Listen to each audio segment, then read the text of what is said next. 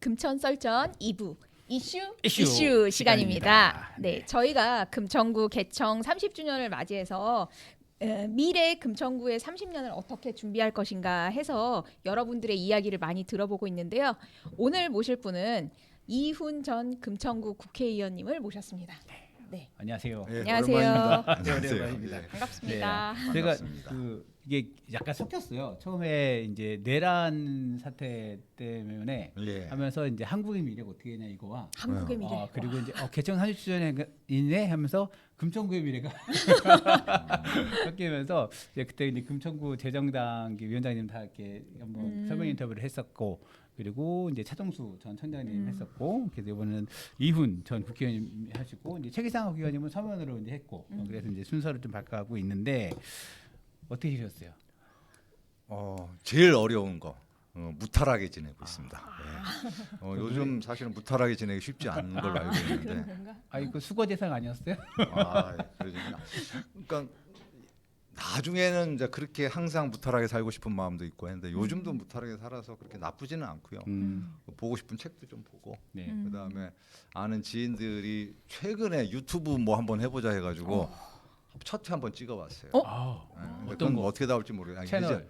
채널은 여기서 얘기해도 되나 모르는데 그 예전 잡지 중에 이코노미 21이라고 예. 있어요. 아. 예, 거기 하는 친구들이 한번 좀 같이 해보면 어떠냐. 근데 거기도 유튜브 완전 초짜들이야. 그러니까 이게 초짜들이 모여가지고 하니까 엉망이야.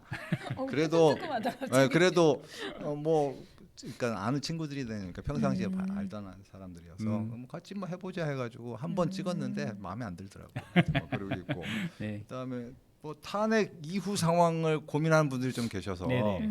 그래서 가끔 연락 오면 만나서 상의도 좀 하고 얘기도 좀 하고, 그리고 개인적으로는 요새 이제 탄소 관련한 공부를 좀 다시 했어요.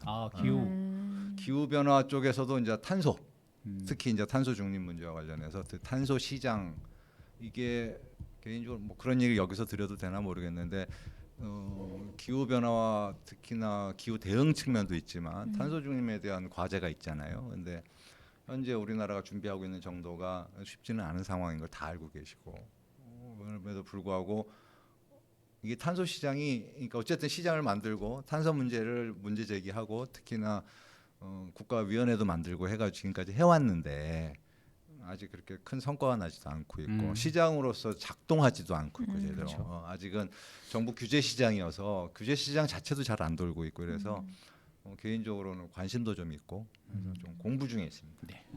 네, 그 아시는 아시겠지만 2016년부터 2020년까지 금천구 국회의원을 지내셨죠? 예, 네, 몇 20대죠? 20대죠. 20대 국회의원이고 2024년 22대 때 다시 한번 힘을 내가지고 출마했는데 그때 출마가 안 됐죠. 그래가지고 이제 미수에 그쳤습니다. 출마 미수. 출마 미수. 그렇죠. 그래가지고 지금 그 이낙연 신당에 함께 하시다가 지금 이제 일 안 하죠. 일 안 하고 있어요. 지금은 무소속으로 활동하고 있고 탄소 지금 경제를 고민하고 계시는 무탈한 의원님입니다. 네. 그래서 사실 뭐 이게 무탈한 분들이 관심이 지금 많아. 근데 무탈한 분들이 이게 세계를 쫙 관찰하고 있거든. 그래서 사실 이 12월 3일 내란 사태를 물어보지 않을 수밖에 없어요. 그래서 내란 사태하고 지금 최종 그 변론이 어제 했죠. 하면서 정말 많은 국민들 좀 괴롭히고 있는데 12월 3일 그때 기억나세요? 기억나죠. 여의도 집사람이랑 TV 보고 있는데 그 개헌 딱 나오자마자 이거 뭐지? 야, 그래서 집사람한테 나 여의도 가봐야 되는 거 아닌지 모르겠다 했더니 가서 뭐 할 거냐고 그래서 우리 집사람은 약간 걱정도 하면서 그래서 얘기를 하더라고요. 그래서 지켜보자. 근데 그러니까 쭉 봤더니 이제 의원들이 들어가더라고. 의원들 들어가면서 의원들 들어갔으면 정리하겠구나 뭐 이런 정도. 저는 겉으로 보기에는 크게 걱정하지는 않았어요. 사실은 뭐 계엄 자체는 걱정했는데 국회의원들 들어가시고 그다음에 방망이 두드리면서 그러니까 본회의 열리기 시작하면서 끝나겠구나. 끝나면 이제 마무리가 되게 어렵겠구나. 뭐 이런 생각만 정도 했죠. 그래서 그것까지만 보고 잤어요, 사실은. 마무리가 어렵겠다는 거는 어떤 의미인가요? 지금 뭐 다들 이제 뭐 탄핵 빨리 해야 네. 되고 네. 뭐 내란 종식 뭐 빨리 해야 돼 이런 얘기 하는데 탄핵은 뭐 어쨌든 결론이 나겠죠. 이게 법률적 절차니까. 네. 네. 인용이 됐건 기각이 됐건 뭐 저는 정리가 될 건데 내란이라고 얘기한 부분은 저는 내란 이제 그러니까 지금 법률적으로 내란 문제가 있는 거고 저는 심리적으로는 내전 상태인 건데 네. 심리적인 내전 상태라는 측면에서의 내란이라고 하면은 잘 종식이 안 될 것 같아.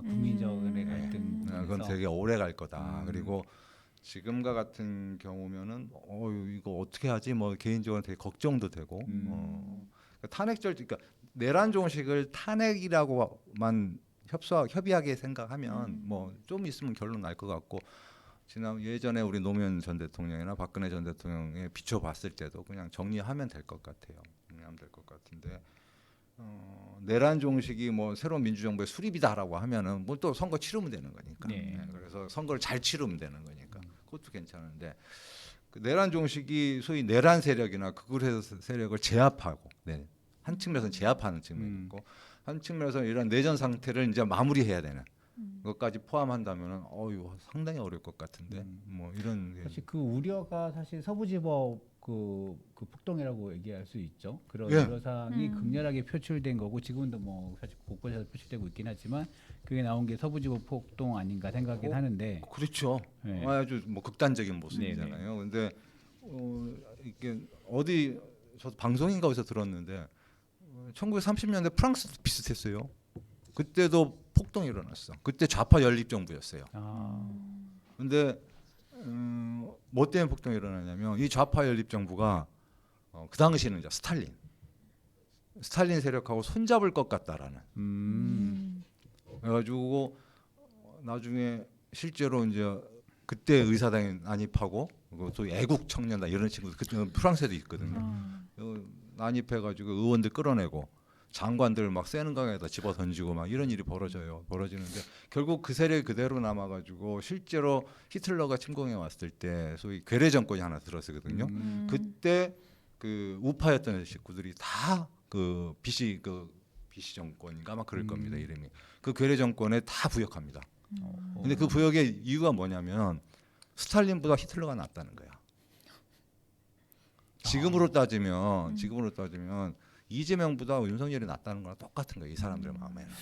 그러니까 이게 그 간단치 않습니다. 그 극우 세력의 세계관이라는 게 저는 뭐 대단히 우려스럽게 개인적으로 보고 그렇죠. 있어요. 이제 그거에 표출되는 것이 요즘에 유튜버로 표출되잖아요. 행동대장이자 약간 선전대장. 아까 유튜버는 수단이고 매개물 비슷하고 그러니까 그 세력의 근저를 좀 봐야 되는데 소위 우리 정치의 보수 세력이라는 게 네. 이제 지금은 극우화돼 있는 건데, 그러니까 극우 세력이 보수 집단의 대표성을 띠기 시작한 거죠. 사실은 12.3 이후에 그 전에는 전광훈과 태극기 부대 뭐 이런 정도만 생각했는데 지금은 그 세력을 중심으로뿐만이 아니고 기존의 보수 세력들이 극우화되는 과정이 있는 거예요. 그래서 국힘까지도 견인돼 들어가는 거기에 지금 현재는 저는 그렇게 보거든요. 그래서 도대체 그 이유가 어디 있을까 보면 몇 가지 세력적인 근거들은 좀 있는 것 같아요. 오래된 것들은 영남 지역을 중심으로 한 이 우월적 지역주의라는 게 하나 있고 또 하나는 뭐 이렇게 폄하하는 건 아닌데 연세들이 좀 드신 분들 중심이라서 이 반공주의가 아직도 이게 이제 사실은 그의 토양이고 거기다가 이제 그 유튜버들이 뭐 생산하는 것뿐만 이제 했는데 소위 반중 혐중이라는 이미지가 있어요. 거기는 어쨌든 그게 반중 혐중 플러스 미국을 숭미 그다음에 반북 이 자기들의 입장에서는 애국이라고 생각해. 근데 이거는 꽤 됐잖아요. 그러니까 그게 토양 중에 하나예요. 그 그렇죠. 자기 정신적 네, 토양 중에 네. 하나예요. 그게 그들의 이 정신적 일체감을 만드는 것 중에 하나고 거기다가 이제 안티페미, 그렇죠. 안티페미. 그 다음에 가장 오래된 보수주의 우리 이 대한민국의 보수층의 근저라고 할 수 있는 개신교. 특히나 종말론적 근본주의를 바탕으로 한 이 개신교 일부들. 거기다가 이제 최근에는 이렇게 사회적 약자, 뭐 성소수자든 장애인이 됐건 이민자들 이들에 대한 차별, 혐오가 있죠. 뭐 이런 것들이 섞인 거예요 다. 그게 하나로 섞여서 유튜버들이 생산해내는 거야. 계속적으로 생산하고 이것들 바탕으로 극우화되고 있는 거죠. 근데 이게 사실 여기에 얘기했던 뭐 반중, 그 반중이나 혐오나 이런 반팸이나 뭐 승미 이런 부분 그리고 뭐 개신교 이거는 사실 2000년, 2010년에도 사실 저는 비슷하게 생각하거든요. 깔려 있는데 깔려 있었죠. 깔려 있는 게 이게 수면 아래에 있었지. 근데 왜 이게 올라? 이게 이제 내란 사태를 통해서 소위 내란이라고 하는 12.3 내란 사태를 통해서 다 올라온 거예요. 그 올라온 계기가 저는 이재명 민주당에 대한 공포감도 있다고 생각해요. 그러니까는 왜냐하면 박근혜 때 한번 경험했잖아. 근데 5년 만에 다시 들어왔잖아요. 그러니까 들어왔는데 이번에는 더 심할 수 있다고 생각했어요. 그래요? 그래서 그런 것들이 저는 그래서 한 번에 이제 수면 위로 다 그럼 표출되는. 이런 보수의 메인 세력이 있고 유튜버들은 이들이 이용하고 있는 이용하고 있고. 이용하고 있는 장기 말과 같은. 그러죠. 그러니까 이게 저는 오래됐다고 보는데 거기다가 중간에 이제 그거는 이쪽이든 저쪽이든 비슷한 것 같은데 소위 확증 편향의 사회가 계속 재생산되고 있거든 유튜브를 그렇죠. 통해서. 그건 이쪽도 마찬가지, 저쪽도 마찬가지. 2016년 국회 하실 때 유튜버에 대해 고민하지 않으셨어요? 되게 고민했죠 그때. 그때도 그때도 고민했고 그때는 유튜브를 고민하지 않고 그때는 이거 뭐죠 손가락 혁명이라고 해가지고 매일 그 문자 트위터. 트위터. SNS. 그때 트위터 있죠. 그 트위터가 유튜브로 발전하고 이제 쭉 가는 과정이 있어요. 그래서 몰려다녀요. 자기들만의 세상과 자기들만의 알고리즘과 자기들만의 논리 속에서 몰려다닙니다. 그게 이제 유튜브를 통해서 확대 재생됐고, 근데 그 사회가 확증 편향의 사회라 보통 얘기를 해요. 그렇죠. 그게 팬덤 정치의 기본이고, 그게 아까 얘기했던 그러한 오래된 보수층과 극우 집단들의 이 정서적, 정치적 내지는 본인들의 논리적이라고 해야 되나, 하여튼 뭐 그것과 겹쳐지면서 만들어진 게 현재 저는 이 극우 보수화라고 저는 생각을 합니다. 일단은 2016년부터 시작된 확증 편향. 그러니까 이게 저는 그래서 뭐 쉽게 생각하지는 않아요. 그래서 이게 뿌리가 되게 깊고. 근데 이거를 어떻게 그러면 개선될 수 있을까요? 이게 사실 많은 고민이 되는 거죠. 왜냐하면 이게 그럼 유튜브를 다 부서시킬 수 있는 것도 아니고 유튜브를 막을 수 있는 것도 아니고 그런 확증 편향은 점점 심해질 것인데 이거를 어떻게? 아니, 그러니까 저는 그래서 예전에 처음에는 언제죠? 실제 이제 그런 확증 편향 사회가 언제부터 시작하냐면 예를 들자면 그런 것부터 했었어요. 그때는 이제 문재인 대통령이 후보 시절이야. 네. 가지고 매일 그 트윗에서 싸우고 그리고 우리 문재인 후보 문재인은 무오류의 인간처럼 얘기하고 뭐 그렇게 우리들이 있으니까 당신 하고 싶은 거 마음대로 해 뭐 이런 분위기잖아. 근데 정치가 그렇게 이루어지지 않아요. 팬덤이 네. 있부터 근데 그거를 계속 정치가. 불러일으켜. 맞아. 그래서 내가 이거 위험하다. 그리고 이렇게 해가지고 싸우고 이러면 안 된다. 그래서 그러면서 이게 이제 상대에 대한 그 당내 경쟁자에 대한 공격도 하고 당의 공격도 하고 막 이런 게 많아져요. 그래서 내가 그 캠프에도 요청했었어요. 개인적으로는 자제를 요청해라. 특히 이마에다가 문재인 내지는 문재인 편 내지는 나는 친문이라고 쓴 사람들이 나서서 자제를 해 자제 요청해야 된다. 트위터에다 올려라. 하나도 안 해. 우리들도 마찬가지였어. 저들도 마찬가지야. 그냥 거기에 편승할 뿐이요. 거기에 편승해서 정치하고 그게 대중 정치인 것이냐 하고 그게 정치의 본령이냐 하고 이게 국민과 함께 가는 정치이냐 하고 뭐 지금도 그러고 계세요. 제가 볼 땐 다 그러고 계신 거예요. 이기려면 뭐 뭔 짓을 못해. 뭐 그러니까 이기려뇨. 그래 된 거죠. 해보셨죠? 네. 그때 무슨 문구 오소리 뭐 이런 얘기도 있었고. 예, 아니 뭐 그때부터 아까 쌓여져간 계속 쌓인 거예요. 쌓여져가는 그거는 게 이쪽도 있었던 쌓이고 것 저쪽도 같아요. 쌓이고 예. 저쪽은 이상하게 쌓였지 또 점점 나중에. 점점 예. 점점. 그래서 그거를 그래서 양 진영으로 따지면 같은 국민이 아닙니다. 생각하는 것도 달라. 그렇죠. 예. 이 사회를 바라보는 측면도 달라. 그래서 누구는 이제는 그 두 세력 간의 대화를 하면 통역가가 있어야 된대. 그렇게까지 얘기해요. 그런 사회에서 아니 이제 이 사회 그 사회가 이제 앞으로도 지속될 건데. 근데 더 힘든 거는 문제는 그렇게 팬덤 정치, 확실히 편향 내지는 이렇게 가짜 뉴스 내지는 뭐 이런 방식으로 대중들을 동원해내는 이런 정치가 하필이면 미국에서 성공했어. 트럼프. 그렇죠. 2번이나 성공했죠. 네. 근데 정치인 입장에서 보면 성공한 모델이 있는 거야. 그게 승리가 강하잖아. 예, 그러니까 그 성공한 모델이 눈앞에 봤는데 그거를 쉽게 포기할 정치인들이 있겠어요? 그럼 우리 트럼프를 때려잡아야 되는 거. 저는 그래서 이 문제가 참 어렵다. 쉽지 네, 않고 그쵸, 이게 어렵죠. 가야 될 길이 멀구나. 저는 하여튼 뭐 제일 큰 걱정이 거기에 있습니다. 네, 제일 걱정. 그럼 요거 하나 좀 더 물어볼게요. 사실 이게 극우 유튜버도 유튜버긴 한데 여기에서 지금 20대 특히 10대 예. 남성의 그 문화로 좀 많이 고민을 많이 하고 있잖아요. 그래서 이런 분들은 많이 보시잖아요. 10대 남성들. 10대 남성이라뇨. 청소년들. 청소년들 제자들 네네. 어떠세요? 얘기해 보면 우려감이 너무 큰 우려인가? 근데 얘기해 보면 어떻게 괜찮은가? 보면은 그 뉴스나 이런 데서 비춰지는 것은 사실 조금 소수고 소수고 그냥 그 항상 우리 하는 얘기 있잖아요. 요즘 애들 왜 이래 이러는데 네. 우리 때랑 비슷한 애들이에요, 사실은. 그래요? 근데 조금 달라진 거는 본인들의 삶에 대해 고민이 조금 더 깊어졌고 우리 때보다 조금 더 경쟁이 치열하고 어떻게 보면은 미래가 좀 불투명하다고 생각하니까 그런 부분에 대해서는 조금 자기 의견을 조금 더 표출을 많이 하는 것 같아요. 우리 때보다는 어떻게 네네네. 보면. 그래서 보수화는 아닌 것 같다. 보수적인 친구도 있고 진보적인 친구도 있고 그 애들 똑똑해요 요즘에. 합리적이라고 그러니까 생각해요 저는. 저도 뭐 하니까 다 그걸 통칭하기는 되게 엄청 어려운데 어렵다. 일반화가 아니다. 과거와 좀 달라진 부분들은 있는 것 같다. 저도 이해가 못했던 게 예전에 일배하는 젊은 아이들을 이해를 잘 못했잖아요. 네. 근데 요즘에는 그럴 수도 있겠구나. 왜냐하면 이게 누군가에 대해서 자신이 갖고 있는 불만을 표출하고 싶은 거야. 그 대상을 찾아. 그 극단적 형태가 일배 같은 애들도 해가지고 뭐 근거 없이 뭐 누구를 폄하하거나 막 이런 일들을 벌이는데 이게 누구한테 뭔가 자신이 갖고 있는 사회적 불만, 그 개인적 불만일 수도 있고 이걸 계속 표출하는 거예요. 근데 저는 안티페미도 그 비슷한 것 같아요. 느낌에. 왜냐하면 남녀의 지위가 어쨌든 예전보다는 좀 달라졌어. 그리고 얘네들 20대나 이런 친구들 보면 학교 다닐 때부터 그렇다고 자기가 특별히 여성의 우월한 지위에 있었던 적이 별로 없어. 학교 다닐 때도 그랬고 사회 나와서도 마찬가지고 취업 구조 속에서 남녀가 비슷해요. 근데 항상 취업난에 시달리고. 근데 그럼에도 불구하고 이제 기성세대 그 사람들의 아버지 세대는 일반 사회에서 볼 때는 아직도 또 남성한테 가부장적인 측면에서 책임감도 요구해. 기대도 많고. 네.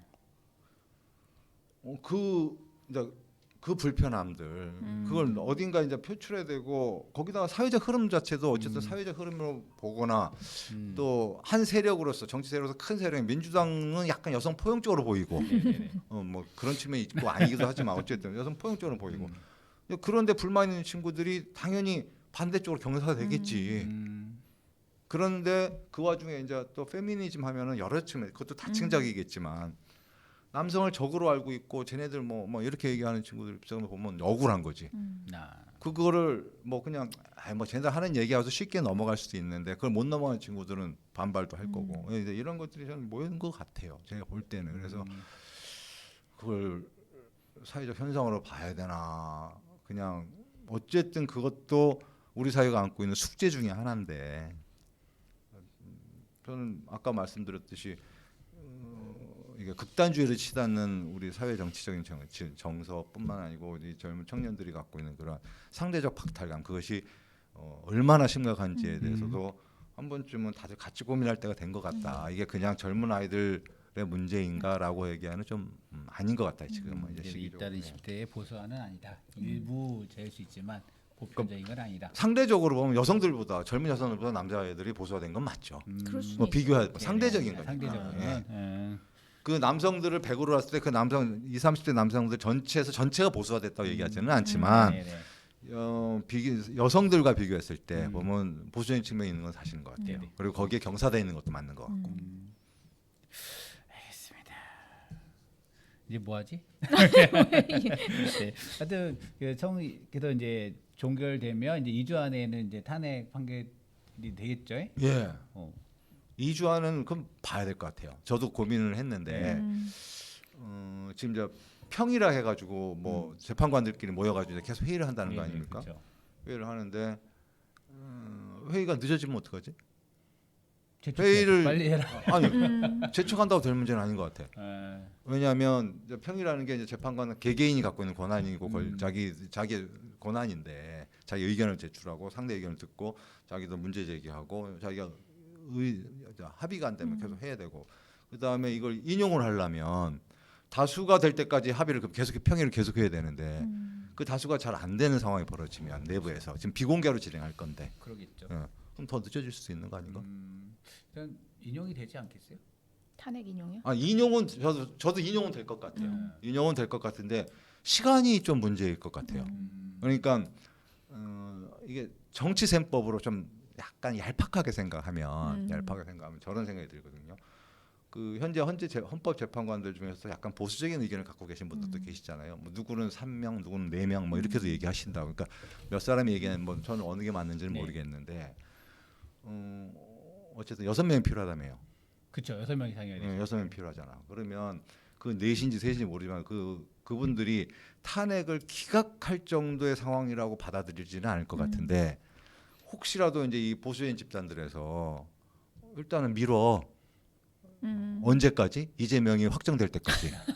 예를 들자면 네. 2월 시간을 끌어. 3월 중순이죠. 그러니까 2심 결론 내리고 무슨 대법원 대법까지 빠른 할 건 때까지? 대법원 2주 안에 결론 내릴 수 있어요. 이게 선거법이기 때문에. 야. 그래서 이재명 대표가 2심이 혹시라도 똑같이 미뤄진다는 게 그때까지 버텨봐 그러면. 시간을 끌어보는 거죠. 그러니까 대통령 선거 전에만 대선 하면 되는 거니까. 그래가지고 미뤄. 내가 우리 기각하라고까지는 안 할게. 일단은 평의하면서 미뤄봐라고 하면은 그 사람들이 거절할까? 헌법재판관 어디 따른 단독 차단된 곳에 모아놔야 되는 거 아니야? 그러니까 계속 전화하고 계속 저기 할 것 같은데. 누가 저한테 그 개연성을 문제 제기를 하더라고. 근데 제가 그 답변을 못했어요. 그래서 좀 그럴 수도 있나? 뭐 이런 그런 생각이 얘기는 들었어요. 그 왕왕 있었던 것 같아요. 국힘 쪽에서는 사실은 조금 이제 어떻게든 조기 대선이나 이거를 밀어보고 싶은, 네. 그러니까 딱 그래서 피할 수 없으면 최대한 한 미루고 측면에서 싶은. 보면 이재명 대표 주변에서는 유일하게 고민했던 게 그거라는 거예요. 탄핵 절차를 빨리 마무리 짓는 거. 본인의 재판 일정보다. 양쪽의 생각이 다르네. 그러니까 양쪽의 생각이 다른 거죠. 그래서 최소한 보수적인 헌법재판관들이 미룰 수는 있지 않을까? 기각까지는 자기들이 주장하고 힘들어도 쉽지 않. 나 이거 아직 고민 더 해봐야 돼. 예를 들자면 야 이거 문제 있잖아. 이거 좀 더 지켜봐야 되는 거 아니야? 하면서 평일을 계속 열면서 밀어버리면 이건 저는 뭐 그럴 수도 있겠구나 뭐 이런 생각이 들긴 하더라고요. 알겠습니다. 그러니까 탄핵에 대해서는 그 일반적인 여론은 탄핵이 될 것이다. 네. 그렇게 생각들은 하시고 계시는 것 같은데 어쨌든 말씀하신 아까 내란과 이거를 회복하는 시민들이 어쨌든 보여준 회복력이 있잖아요. 그래서 우리가 새로운 대한민국에 대해서 굉장히 고민을 많이 하는데 그 시민 사회에서 이제 내란 종식 이거 쉽지 않지만 요거랑 이제 사회 대개혁에 대해서 지금 자꾸 주문하잖아요. 헌법 개헌도 얘기를 하고 이게 어떤 방향으로 가야 한다고 보시는지. 그 사회 대개혁 얘기를 시민사회에서 하더라고요. 네. 저도 뭐 봤어요. 하는데 본인들이 바라는 사회 대개혁이 어떤 모습인지에 대해서 구체적으로 얘기하시는 게 좋겠다. 저는 뭐 분명하게 얘기해야 된다. 그게 그래서 뭐 정치권 내에서는 개헌 얘기하시는 분들이 계세요. 네. 그래서 어쨌든 사회 대개혁의 한 측면에서 개헌 얘기하시는 분들도 계시고 그리고 이재명 대표께서는 아직은 좀 섣부른 거 아니야 뭐 이런 얘기 하시고 계시고 그래서 개헌 얘기가 우리 사회를 한 단계 업그레이드 시키는데 제일 필요한 부분이라고 뭐 그게 제일 우선이 된다라는 얘기도 하시는 분도 계시고 하는데 저는 아까 얘기했듯이 이러한 내전 상태, 심리적인 내전 상태를 마무리 짓지 않고선 사회대 개혁은 좀 어렵지 않을까? 한 사회가 반으로 쪼개져 있는데. 그러면 이 내전 상황을 내전을 어떻게? 저도 저는 그런 측면에서 정치인들의 숙제가 많다. 진짜 숙제가 많다. 뭐 그냥 쉽게 얘기하면은 계층, 세대 내지는 이런 것들을 극복하기 위한 통합 정치도 해야 될 것 같고 미래 세대들 청년들이 있으니까 미래 세대를 위한 미래 정치도 해야 될 것 같고 그다음에 정치권 내에서 이제 문법을 바꿔야지 매일 욕하고 비토하고 그다음에 한 측면에서 민주당도 저는 책임이 있다고 생각해요. 단순 다수 투표제가 민주주의의 본령인 것처럼 얘기해. 그건 민주주의 가장 낮은 차원의 민주주의예요. 그러면 이제 그걸 본령인 것처럼 얘기하고 한쪽에서는 비토하고 그 정치를 계속 해왔어. 그 상황에서 대화 타협 지금 요새 이재명 대표께서 뭐 다시 대화와 타협하고 소통하고 이런 얘기 하시는데 진즉하지 좀. 다수일 때. 요즘 많이 다니시던데. 네. 아, 진즉하지. 저는 그런 생각. 진즉하시지. 왜 이제 와서? 그리고 실제로 한 번도 그 선례나 중에 좋은 모범을 만들지도 못하셨어 아직까지. 저는 그걸 하셔야 돼. 네, 저는 그래야 된다. 그래서 정치 지도자들이 이제 그렇게 노력해야 된다. 그리고 한 측면에서 제일 우려스러운 건 이거는 이제 시민 사회도 같이 좀 고민했으면 좋겠는 개인적인 의견이에요. 네. 고민했는데 꼭 이 대의민주주의가 이제 한계에 부딪혀서 다시 직접 민주주의를 해야 되는 것처럼 얘기하는 것은 저는 틀렸다. 전 단언하는 사람이에요. 민주주의의 역사는 직접 민주주의에서 간접 민주주의 대의제로 발전했어요. 거꾸로 발전하지 않았습니다. 그 이유가 있어. 직접 민주주의 갖고 있는 위험성이 있어서 그렇습니다. 이 소위 우리 요즘 얘기하는 포퓰리즘의 위험성이 제일 큰 게 그거예요. 그리고 거기다가 요즘에는 아까 얘기했듯이 팬덤 정치야.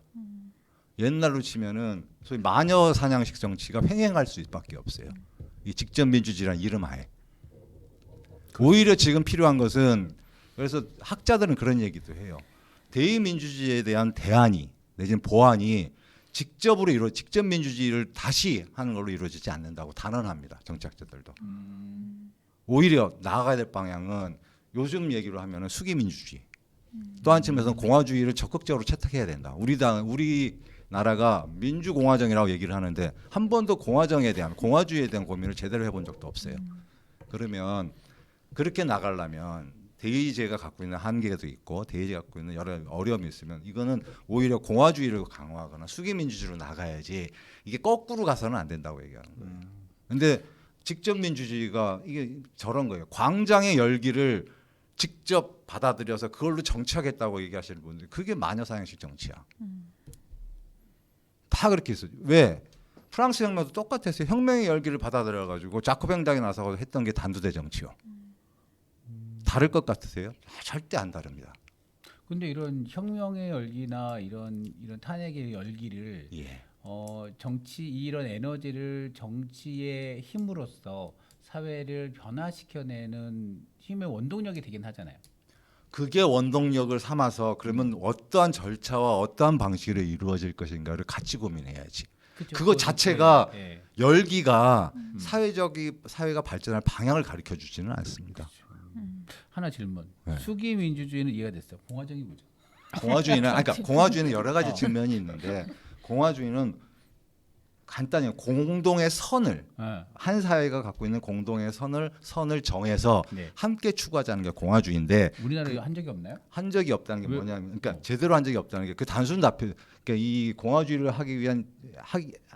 공화주의를 하기 위해서 수기 민주주의를 해야 되는 건데 네. 왜 그러냐면 소수의 의견도 충분히 듣고 그 소수의 의견을 설득할 때까지 그 시간을 갖는 것이 수기 민주주의 그게 공화주의의 원칙이에요. 그래서 공동선 어느 것이 공동선인지를 단순 답표 그래서 이 투표로 해가지고 다수 투표가 공동의 선이라고 정하는 것이 아니라 소수 의견이 있잖아. 그 소수 의견이 왜 도출됐는지에 대해서 충분히 같이 수기할 수 있는 여지를 갖는 사회, 그걸 기다려주는 사회를 보통 우리가 얘기하면은 공화주의라고 얘기하고 그를 위한 민주적 원칙을 수기민주주의라고 얘기를 합니다. 그래서 그런 측면이 아니면 통합이 불가능합니다. 근데 우리 사회는 항상 보면 정치인들이 사용하는 통합 문제를 얘기했을 때 항상 사용하는 용어 중에 하나가 뭐냐면 사회 대타협 얘기하세요. 바로 그거예요. 사회 대타협을 실제 해야 돼. 근데 사회 대타협을 하기 위한 첫 번째 요건이 뭐냐면 수기민주주의를 할 줄 알아야 됩니다. 얼마 전에 누가 얘기했을 때 대타협 지금 김경수 지사나 네. 대타협인데 타협을 얘기할 때 야 그럼 타협의 대상이 누구냐? 공동체를 이루고 있는 모두예요. 아 모두와의 타협. 그럼요. 모두와의 그게 사회 타협? 대타협이야. 어, 그거를 못 될라나? 해내면 그러니까 아까 얘기했지 될라나? 현재는 그 수준에 와 있는 거야. 안 그래? 지금은 용어도 다르고 아까 얘기했지 통역이 필요한 사회가 됐어. 안 들어. 얘기를 해도 자기 식대로 생각해 절대 내가 한 얘기대로 안 받아들입니다. 사실관계도 오도돼 있어. 그렇긴 하죠. 예. 아니, 의원님 얘기하시니까 제가 생각난 게 그 예전에 의회에 있을 때 네. 그 어쨌든 금천구 의회도 작은 정치 집단이잖아요. 근데 그 제가 활동하던 시기에는 사실 저희는 표결을 거의 하지 않았어요. 왜요? 표결을 거의 저는 이제 처음 들어갔을 때는 이해가 잘 안 갔어요. 아니 회의가 너무 길어지는 거야. 빨리 하고 그냥 손 들고 끝냈으면 좋겠는데 이게 계속 얘기를 하게 위원장이 이제 이끌어 가는 거예요. 그래서 저는 이제 처음에는 왜 그런가 했는데 그 말씀하신 것처럼 어쨌든 의견이 다를 수 있잖아요. 근데 그거에 대해서 상대방 의견도 듣고 의원들이 의견이 다를 수 있는데 웬만하면은 같이 의견을 모아서 결정을 내릴 수 있도록 계속 조금 시간을 길게 하면서 회의를 가졌거든요. 근데 처음에는 잘 이해가 안 갔어요. 어우 답답해, 빨리 끝냈으면 좋겠어. 사실 민주당이 수가 많았으니까 우리 당이 많으니까 그냥 손들고 끝냈으면 좋겠는데 그거에 대한 후폭풍도 있는 거예요. 설득이 되지 않은 상태에서 그냥 그렇게 표결로 처리해 버리면. 근데 저희 때는 사실 그런 게 생각 많았던 밖으로 것 오래 같아요. 예, 오래 걸리고 오래 예. 설득이 안 될 수도 있고. 네, 안될 그러면 수도 저는 있고. 그렇게 얘기하는 거예요. 그러니까 우리가 뭐 진보적 입장에서 어떤 의제를 던질 수 있잖아요. 그게 100이면 상대하고 얘기하다가 타협하고 조정해야 되면 100 다 안 가고 한 2, 30밖에 못 할 수도 있어. 합의할 수 있는 게. 그럼 2, 30 해야 되는 거예요. 근데 예를 들자면 네. 저는 그렇게 봐요. 그러니까 2, 30 하면서 또 논의하고 플러스해서 하나씩 더 들어갈 이제 이 과정이 거쳐야 되는데 한 측면에서 100이 안 되면 이쪽도 포기. 그럼 이쪽이 다수가 됐어. 그럼 100을 그냥 밀어붙여. 그 양쪽이 계속 그렇게 하는 거죠. 그리고 저쪽에서는 비토해. 예. 예. 근데 이런 상황에서는 타협도 불가능, 조정도 불가능. 근데 문제는 타협하고 조정하겠다 하면은 회색 분자처럼 생각해 사람들이. 저 약간 사쿠라. 그런 분위기도 있어 또 한 측면에서. 그래서 없잖아 있죠. 있어요. 예. 그게 훨씬 어려운 정치인데. 근데 그게 그 훨씬 어려워. 그러니까 과정에서 얻는 게 있잖아요. 그리고 그럼요. 네. 이게 원칙만 얘기하고 근본만 얘기하고 그 얘기만 얘기해놓고 나 그러면 타협 안 해.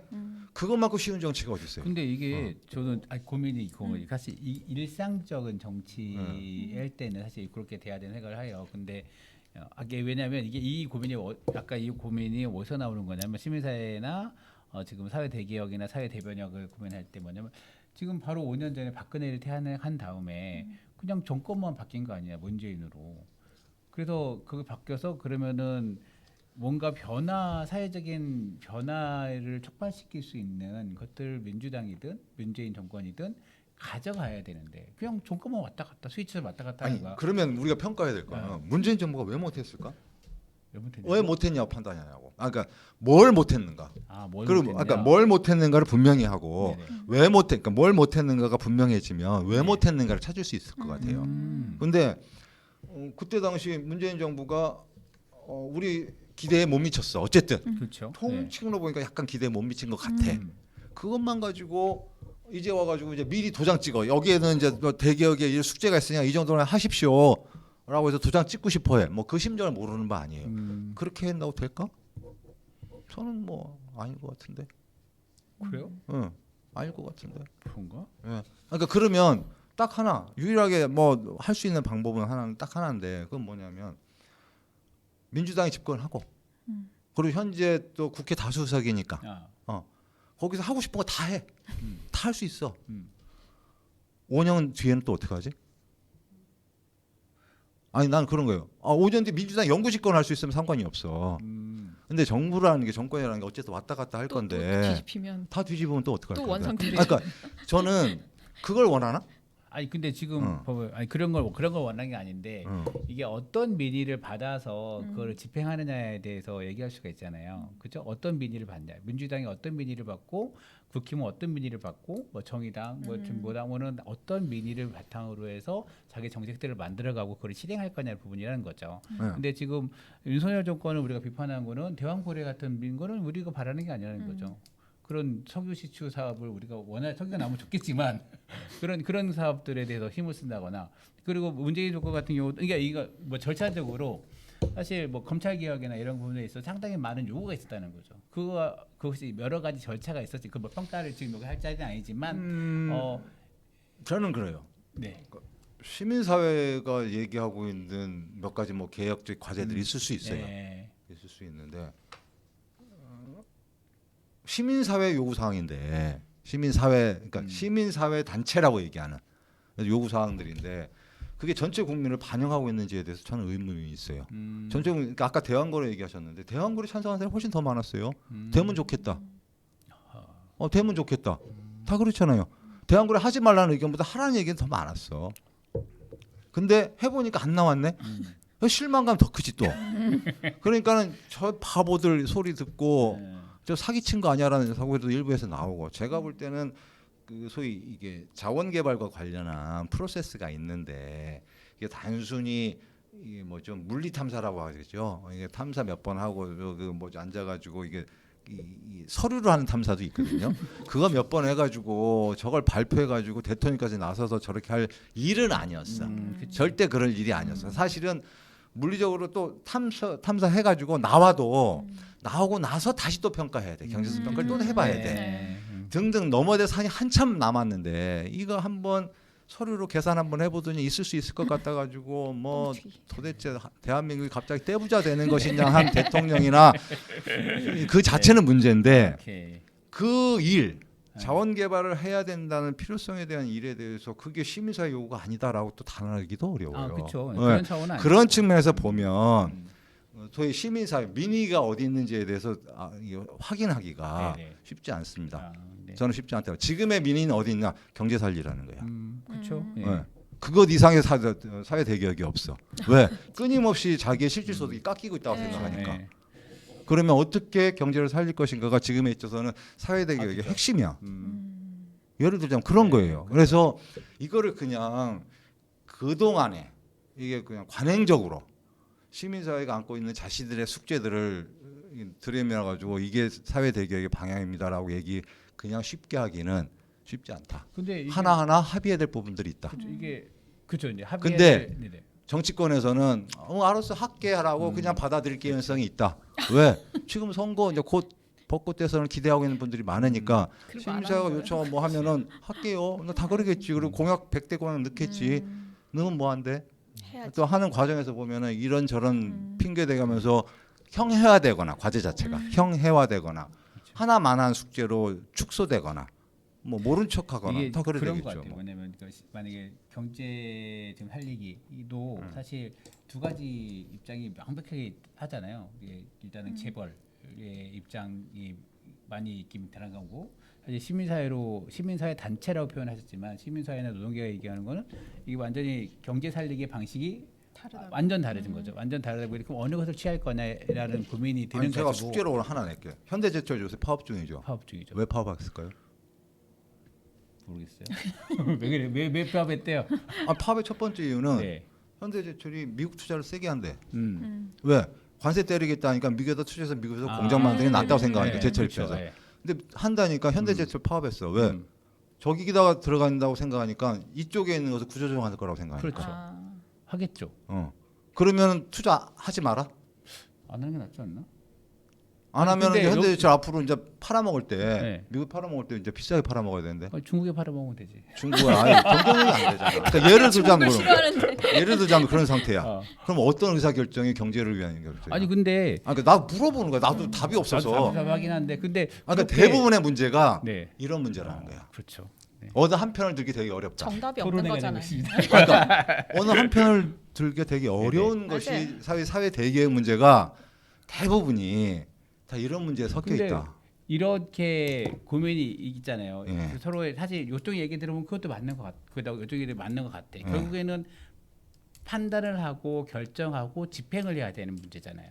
이것을 정확하게 하면 합의해야 돼. 합의. 이거 충분히 같이 논의해야 돼. 그렇죠. 그리고 이 현대제철만의 문제라고 얘기하지 말고 사회가 이거 얘기해봐야 돼. 옆에서 참견도 해야 돼. 왜? 편드는 게 아니고 실제로 우리 경제 전체 차원에서. 근데 아까 했더니 또 노동자들은 문제도 있잖아. 구조조정하면 이제 사람을 잘릴 수도 있는데 등등 다 놓고 어느 수준에서 어떻게 할 건지를 합의돼야 돼. 그리고 그런 측면에서 만약 우리끼리 힘들면 최소한 통상 문제와 관련해서는 미국한테 우리가 요구할 게 있으면 요구도 해야 되고 뭐 등등 해야 될 일이 되게 많아. 근데 이것을 조정하고 조율하고 해야 될 것들을 그냥 기업이 알아서 해라. 그건 안 될 것 같아요. 근데 그 역할을 사실은 정치부 분야가 해야 돼. 그리고 근데 그런 문제를 고민하고 있는 혹시 시민사회 영역이 있으면 같이 해줘야 돼. 이게 알겠습니다. 누구 한 편을 드는 문제는 아닌 것 같아요. 수기해야 되고 공화정을 실현해야 된다라는 부분이 뭐 얘기해야 될 게 너무 많아. 많죠. 그런 면에서 보면 공부도 많이 해야 되고 사회가 요거 공부 많이 해야 돼요. 관련돼서 마지막 질문이 사실 그럼 대한민국이 지금 현재 집중해야 될 의제가 무엇인가라는 저는 국민 통합. 무조건 통합. 아까 했듯이 내전 장세를 종식시키지 않고서는 우리 사회가 끊임없이 갈등, 그러니까 그런 국민통합의 방식은 아까 수구민주주의와 공화정을 실현하는 것. 그것을 정치인들이 음. 앞장서서 해야지. 욕하면은 10,000원씩 내려갈까?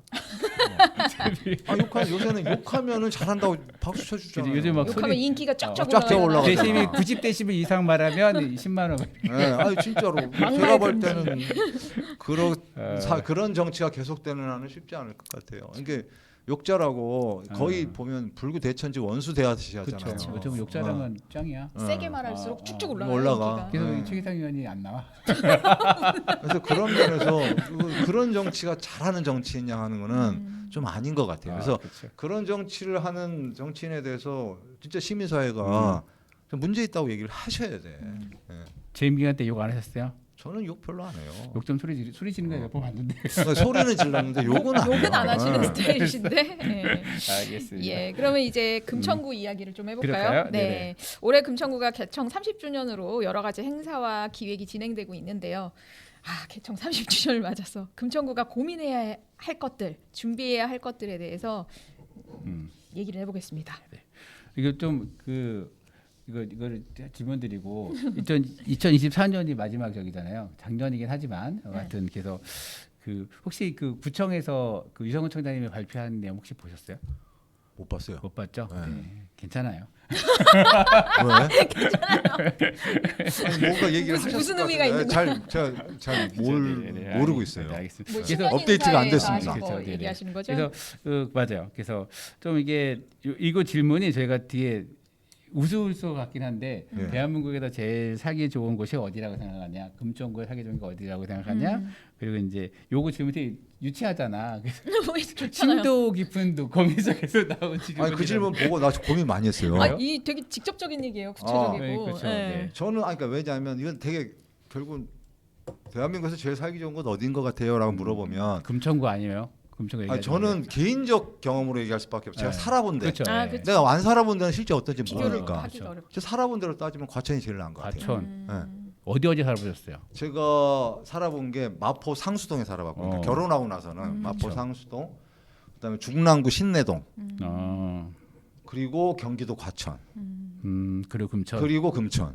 그러니까 결혼하고 살아본 데는 여기 이렇게 네 군데인데 네 군데 중에서 따지면은 그 과천이 제일 낫던 것 같아요. 왜요? 이유가 중요해요. 이유가. 이유가 일단은 집값이 비싼가? 아니요. 그러니까 마포 그때 있었는데. 처음 들어갈 때는 전세로 들어갔었어요. 전세. 전세로 들어갔었으니까 거기를 전세로 들어갔는데 집값도 그 당시 제 입장에서 비쌌어요. 처음에는 그렇죠. 되게 비쌌고 그래서 전세로 들어갈 수밖에 없었는데 처음에 들어갈 때는 뭐 이런 약간 황량한 느낌. 그냥 아파트만 몇 개 있고 아무것도 없어요.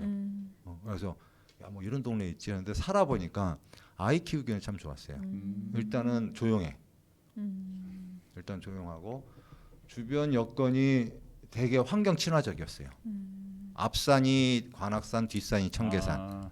그리고 그린벨트가 상당히 많고 여기저기 그리고 그래서 양재천에서 쭉 저기 한강까지 연결하는 천도 있고 아이들 데리고 산책하기도 좋고 놀러 다니기도 편하고 되게 편했어요. 그리고 교육적으로도 교육 환경이 나쁜 편이 아니에요. 뭐 과천은 요즘 거기가 뭐 그렇죠. 명문 학교가 있고 그러지는 않는데 명문 학원이 있죠. 학원도 없어요. 요즘 유명한데 아니요. 과천에 있는 아이들이 학원을 큰 데로 다니면 대부분 강남을 가거나 평촌이 조금 못하면 평촌을 가거나 하지 네. 과천에 학원이 없습니다. 헷갈렸습니다. 네. 네. 과천은 학원도 근데 없어요. 교육 환경이 좋다고는 들었던. 근데 것 교육 같아요. 환경이 좋다는 측면이 뭐냐면 학원이 빵빵한 게 있는 것도 아니고 그렇다면 명문고가 있는 것도 아니고 한데도 불구하고 아이들이 이렇게 교육 환경이 편안한 거야. 이렇게 주변이 잡스러운 게 별로 없어. 술집도 없고 뭐 이런 게 별로 없어. 술집. 술집이나 이렇게 유흥업소가 없어. 그런 거 자체가 없구나. 네, 그런 게 별로 없습니다. 그냥 조용한 동네예요. 딱 주거. 주거 네, 중심에 아파트든지 어. 쭉 있고. 그 막 복잡복잡하지 정부 않고. 청사가 하나 있는데 청사는 그냥 별도야. 그냥 조용한 자기들 네네. 별도 공간일 뿐이지 그게 과천시에 뭐 뭘 하거나 이런 게 별로 없습니다. 그러니까 과천이 좋은 동네들 하면 일단은 주거지답게 네. 조용하고 조용해요. 애들 키우기 좋고 제일 편안하고 생활 이런 환경이. 거다. 이런 게 다가왔다라는 그리고 것이고. 관악산 청계산이 있는 게 최고고. 그렇죠. 금천이 또 오르지? 그래서 여기가 이제 그리고 교통이 조금 불편해요. 그러니까 지하철은 있는데 교통은 좀 일반 교통은 좀 불편해. 남태령 넘어가려면은 시내로 진입하는데 한참 걸립니다. 서울로 들어오기가 예, 조금 아유, 불편한 거죠. 거기는 지옥이에요, 지옥. 그렇죠. 지금도 지옥이야. 지난번에 한번 갔는데 지옥이더라. 그러니까 그 안에서 살기는 괜찮은 네, 거죠. 안에서 네. 살기는 네. 괜찮아요. 그래서 요즘도 어르신들이 살기는 제일 편한 동네라고 얘기하더라고요. 알겠습니다. 그럼 금천구 10개 동에서는 금천구 10개동에서는 살아보지 역시 않았습니다. 그러니까 제가 살아본 데 제가 살아본 데는 하나는 럭키 아파트 잠깐 살았었고 지금은 롯데 아파트 사는데 롯데 아파트 살기 좋아요. 그렇죠. 네. 저 살기 좋아요.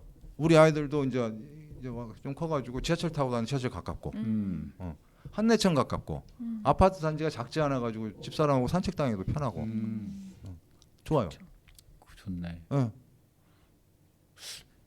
살기 좋아요. 저도 좋아요. 그래서 뭐 제가 안 살아본 동네에 대해서 뭐 그쵸, 살기 맞아요. 좋다고 얘기하는 어려운데 마트도 가깝고 해가지고 살기 좋아요. 일단 금천에서는 교육 얘기가 안 나온다.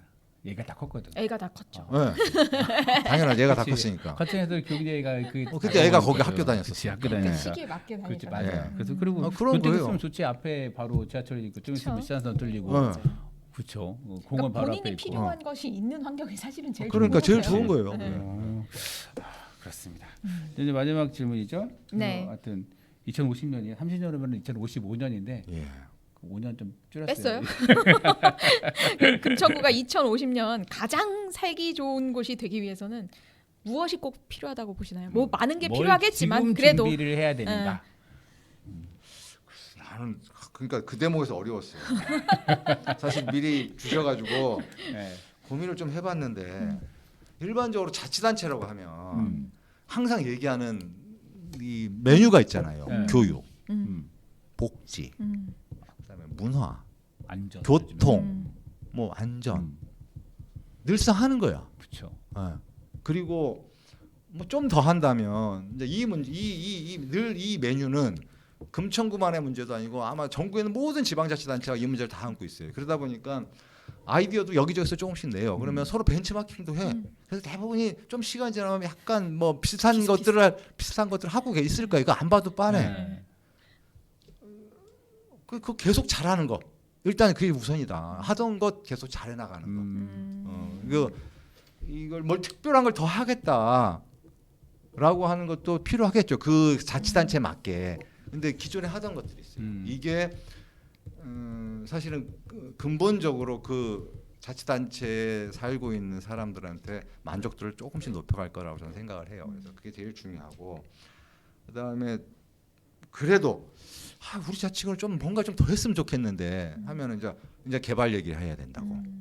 개발 얘기하는데 우리 뭐 이제 곧 공군부대 개발한다니까. 근데 이제 개발 방식이 되게 중요할 거예요. 저거는 개발하는 것 자체가 중요하지 않아요. 개발 방식이 중요하고 개발 방식에서 결국은 결론은 어디서 날 거냐면 공공개발분을 어느 정도 확보할 수 있는가가 핵심일 겁니다. 왜냐하면 저 땅을 개발하면서 일부는 제일 비싼 값에 땅값을 올려가지고 팔아야지 나머지 개발 비용이 나오니까 부대도 그러니까 국방부에도 그렇죠. 국방부 계정에도 넣어야 되고 공공개발을 하기 위한 또 시드 머니도 만들어야 되니까 결국은 제일 비싸게 팔 땅도 남겨야 되거든. 그거는 결국은 뭐 아파트를 짓든지 뭐 하게서 팔아먹겠죠. 그거 말고 이제 실제 공공개발분을 얼마나 확보할 수 있는가가 핵심이에요. 그래서 거기다가 뭘 넣을 것인지는 뭐 전문가라는 사람들이 모여서 합의하면 돼. 사실은 거기에 뭘 넣을 것인지 공공개발 분야의 내용을 어떻게 가져갈 것인지는 합의하면 되는데 중요한 거는 그 포션을 그 비율을 어느 정도 확보할 수 있는가가 제일 핵심이에요. 그래서 그것만 걱정하지 않으면은 잘 될 것 같고 계속 나 있을 때도 이게 숙제로 했던 것들 중에 하나가 이제 저 철제상가하고 석수 역세권 개발하는 거. 그거는 어디서 멈췄는지 어디서 가다가 잘 안 되는지 그 지나가다 보면은 안양 쪽은 하고 있거든요. 안양은 일부 털었어요. 이미 안양 쪽에 거기도 이제 철제 상가도 쭉 있잖아요. 네네네. 그래서 일부 털었어. 일부 털었어 이미. 거기는 털었거든요. 그래서 우리도 좀 속도감 있게 했으면 좋겠는데 그거는 꼼꼼히 봐야 되고 이게 그 자치단체에서 막 개입해 들어가기도 참 쉽지 않아요. 예, 민간에 대한 이해관계가 있기 때문에. 근데 그렇다 하더라도 가이드하고 좀 인센티브를 줘서라도 어쨌든 좀 끌고 가고 뭐 이런 노력들이 좀 할 필요가 있을 것 같고 기존에 하던 것들 열심히 해놓고 나면 좀 나아질 거라고 생각해요. 다만 근본적으로 바꾼다면 전 제가 고민하다가 스톱한 측면이 아까 있다고 네. 시작하기 전에 말씀을 드렸는데 하나는 저 쥐벨리하고 하나는 50m 도로 이 아래쪽 그러니까 독산 1동 가산동 이쪽 동네 네네. 문제예요. 그거는 뭐냐면 먼저 이 독산 1동 가산동 이게 좀 중공업 지역이거든요. 그렇죠. 아, 예. 중공업 지역은 땅 주인들 입장에서는 좀 편하게 개발할 수 있는 여지가 좀 있어요. 400%까지 가죠. 네. 그래서 그런 측면에서 땅 주인들은 반대할 텐데 저는 중공업 지역이 이 소위 난개발을 이게 정리가 안 돼 개발하는데 끊임없이 학교 옆에 공장 있고 옆에 유흥가 있고 이게 계속 섞여요. 중공업 지역의 단점 중에 하나라고 봐요. 근데 도시가 그렇게 발전하면 저는 되게 모양이 안 나올 거다. 근데 지금 독산 일동과 가산은 거의 되지 않았나? 개발이 그런 식으로 됐다니. 아, 네. 개발이 그런 식으로 되는 거예요. 그래서 이걸 정리를 한번 할 필요가 있다. 왜냐하면 그 정리를 하면서 이제 이게 앞에하고도 이제 그 쥐벨리하고도 연동이 좀 되는데 지금 현재 산업단지로 돼 있거든요. 네. 국가산업 우리나라 국가 1호 국가산단, 1호 국가산단. 그 1호 국가산단으로서의 상징성도 있는 동네예요. 근데 산업단지로서의 저는 예전부터 제 주장을 산업단지로서의 수명은 다 했다고 보는 사람 중에 하나입니다. 이게 지식산업센터 이게 이제 소위 산단 고도화 사업의 일환으로 오랫동안 추진해왔던 건데 그게 이제 지식산업센터 내지는 아파트형 공장 이런 네. 걸로 이제 외화됐죠. 그렇죠. 그거를 행정용어로 산단의 고도화라고 얘기합니다. 보통. 그 이후의 산단의 모습은 없어요. 더 이상 발전할 그러니까 이미 발전해서 이미 이제 이게 생로병사로 따지면 완전히 충분히 성숙해서 이제는 하강기에 들어가요. 쇠퇴되는 거예요. 그래서 산단으로서의 저기가 역할이 더 이상 다 했으면 저는 산단이라는 외피를 이제는 벗겨줘야 된다라고 생각하는 사람이에요. 그래서 제가 뭐 아이디어처럼 얘기했던 거는 약간 조그만 청년 도시처럼 만들었으면 좋겠다. 왜냐하면 산단 지금 현재 저 주벨리 내에 일하고 있는 친구들이 젊은 친구들이 훨씬 많습니다. 많죠. 그 젊은 친구들이 저 안에서 같이 생활도 하고 문화도 만들고 이럴 수 있는 여지를 좀 만들어줘야 된다. 그러려면 산단 껍데기를 벗겨야 돼. 그냥 도시가 돼야 돼. 일반 도시. 지금 거기 안에 기숙사형으로 되게 많이 그거는 이제 산단을 위한 기숙사예요. 기숙사. 네. 그냥 뭐 거의 오피스텔처럼 생긴 기숙사들이 네, 있고 엄청 들어와 있던데. 네, 저는 그 산단 전체가 그렇게 바뀌어야 된다고 생각해요. 산단의 메리트가 이제는 끝난 끝났다. 거죠. 예, 끝났기 때문에 저거를 산단을 이제 벗겨서 그러니까 일반 도시로처럼 만들어야 된다. 일반 도시처럼 만들어서 그 안에서 젊은 친구들이 이제 모여 살기 시작하면 더 모여 살기 시작하고 그 젊은 친구들이 그 안에서 자기들에 맞는 문화도 만들고 그 문화에 걸맞는 문화적 거점들도 만들어 나가고 이러면서 진짜 하나의 완성된 자족 비슷한 도시처럼 만들어주는 게 좋다. 그 이러한 거기가 그렇게 이루어지면 이 밑에 중공업 지역에 들어와 있는 지금 원룸촌들도 네. 바뀔 거예요. 조금씩. 그래야지 거기가 단순히 그냥 원룸촌으로서만 존재하는 게 아니고 젊은 친구들이 사회생활을 시작하고 거기서 시집장가가고 또 다른 젊은 사람들이 유인해낼 수 있는 자기들만의 문화도 또 만들고 할 수 있는 기폭제가 필요한데 저는 그 기폭제가 저 산단 껍데기 벗겨버리는 그때 거. 임기 때 그런 고민했던 게 기억나요. 그때 하여튼 그 당선시켜준 거는 그 가산동 두서독에 있는 젊은 네. 청년들인데 만날 수가 없다. 낮에는 직장 가 있지, 주말에는 집에서 안 나오고 있지, 저녁엔 딴 데 가지. 잠만 자잖아. 그러니까 만날 수가 없다. 그래서 그런 고민했던 게 기억나요. 네. 아니 그 지금도 그 친구들 가보면 뭐 사람 뭐 멋있죠. 다니지를 않아요. 기껏 해봤자 슬리퍼 끌고 찔찔이 나와가지고 편의점 왔다 갔다 하는 맞아요. 정도만 볼 뿐이야. 그죠, 맞아요. 네. 네, 맞아요. 근데 예를 들자면 그런 친구들이 자기들만의 문화도 만들고 거점도 만들어서 성수동처럼 되지 말라는 법이 없어요. 그렇죠. 아이들이 다 있는데 우리 젊은 아이 다 거기 있는데 사는데 이 친구들이 소비를 다 성수동 가서 하거나 홍대 가서 하거나 딴 데 가서 하잖아. 자기들만의 문화를 여기서 못 만들고 있거든. 그렇긴 하죠. 네. 또 여러 가지 지벨리에서 뭐 여러 가지 시도가 좀 됐었는데 잘 안 됐죠. 뭐 사실 거기 안에서 공유 전기 자전거도 안에서만 돌 수 있는 것도 막 기부 200대 받았는데 안 됐고. 제일 필요한 거는 거기서 사람이 그냥 살게 해줘. 네, 살게 해주는 거. 살게 해주고 살게 하면 사람들 계속 살기 시작하고 사는 사람이 늘어나면 따라오는 게 있어요. 사실 이것도 사실 수기가 계속 돼야 되는데 2000년 정도에 구로공단이 되게 아주 저조해졌거든요. 왜냐면은 공장이 다 이전하니까 그죠. 입주 기업이 확 줄었는데 이게 지산으로 바뀌면서 확 다시 부흥이 된 거거든요. 부흥이 됐는데 지금도 지산 많이 짓고 있긴 한데, 근데 그러면서 이제 그 다음 단계를 고민해야 된다 이런 말씀이신 거로 이해하면 될 것 같고, 사실 그 국가 산단을 해제하자라는 논의도 뭐 현수막도 붙긴 했었어요. 그래서 아니, 선거 그 때 얘기를 제가 제일 먼저 했어요. 솔직하게 얘기할게. 나 국회의원 하기 네. 시작하면서 그래도 했으니까. 반대 의견 또 만만치 않아.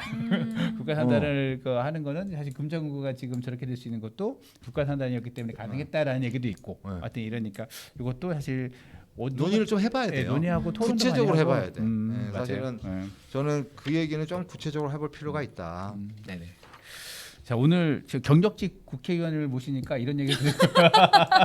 그러니까 제가 아까 시작하기 전에 말씀드렸잖아요. 제 고민이 거기서 멈춰가지고 더 이상 사실 발전하지를 않았어요. 네네. 네, 그래가지고 이런 주제를 갖고 제가 얘기할 만한 저게 준비가 안 됐는데 개인적으로는 그런 생각도 네네. 했는데 어쨌든 뭐 할 수 있는 얘기가 그런 정도밖에 없네요. 아니, 굉장히 깊이 있는 얘기를 많이 해주셔서 괜찮았는데요, 이런 얘기들. 이런 고민들이 좀 이게 요즘 선거가 나는 이게 낙선되면 끝이야.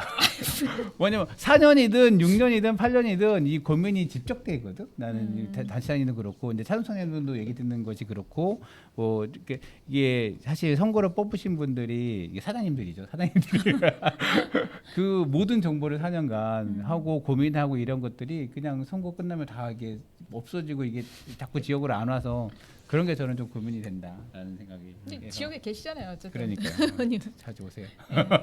이렇게 자주 네. 저희랑 얘기 나눠주시고 이러면 좋으실 것 같아요. 네. 이제 같이 어쨌든 저는 이훈 의원님하고 활동을 같이 했어서 네네. 그때 같은 되게 인지적이군요. 네네. 느꼈던 게 이훈 의원님은 굉장히 제가 느끼기에는 굉장히 실용주의적이신 의원님이셨거든요. 그래서 그 여러 사업에 대해서 생각도 굉장히 많으시고 그래서 말씀 많이 주시면 저희가 도움이 많이 될 것 같습니다.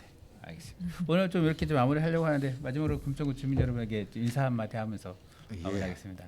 오랜만에 이런 자리 나와가지고 인사드리려니까 약간 면구스럽기도 하고 약간 부끄럽기도 하고 좀 그러네요. 그래서 어쨌든 저 잘 무탈하게 있습니다. 그래서 우리 금천구 주민 여러분도 어려운 시기지만 큰 어려움 없이 좀 무탈했으면 좋겠다 이런 생각합니다. 그래서 어려울 수 있는 시기지만 잘 참고 이겨내실 수 있는 그런 한 해가 되시길 바라겠습니다.